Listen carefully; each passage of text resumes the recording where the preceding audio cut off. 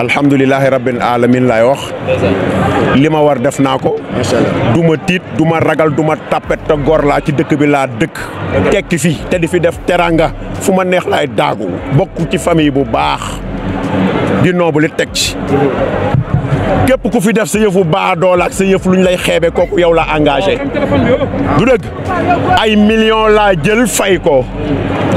du dëgg organiser def ci coono sonal leen yéen amel leen ak amel ko amateurs yi amel ko suma sponsor amel ko waa diaspora bi amel ko ñëpp kon man gàcce ngalaama wàcc naa keneen nag koo xam ni yàlla def nañu yare la neneen nga mel neneen di doxale neneen kooku yow la engagé le reste j'ai pas de mot à dire parce que le dernier mot ne me revient pas. image bi est-ce que lamb soxla na ko ak fi lamb toll jafe-jafe yi. Cheikh Mouhamed Fadal da ngay doon sama sëriñ maamin am na question yoo xam ne du ma ko bëgg ñu di ma ko laaj. bu dëgg parce que man damay tàng. non bul tàng. non dama lay wax non dama ni du question du ma tàng man nit laa. lii dafa neexul dafa naqari. mais boo ma nee ay lii. ndax lamb soxlaw na ko. yow yaa ma gën a xam ni image yu mel nii mindeef soxlaw ko di ko gis parce que dañoo yor njaboot.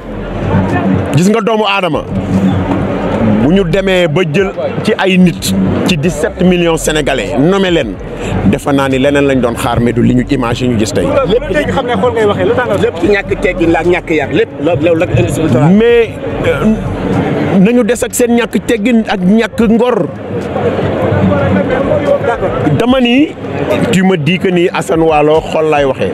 mais man nit laa. damay am lu ma naqari. damay sant yàlla ba ma nit ñëpp xamee. mais ku xam Pape Abdou Fall xam ko bu baax. dee moo ma gënal dund. waaye gàcce gàllaama li la waroon def ko. sama yoon newu ci.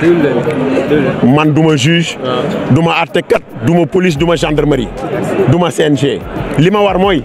wàccoo naag ñoom. wàccoo naag amateurs yi. wàccoo naa ak journalistes yi. wàccoo naag téléspectateurs yi lamb ji di woon direct. amee loo kenn ak. dama ko def direct à la dernière minute pour bëgg lu neex Sénégal. mais gàcce laa mujjee. comme combat bi àggul en tant que promoteur après lu mën a xaar. loolu sama yoon newu ci. yaa tëgg lamb dama koo dégg dama ko tëgg. dama ni.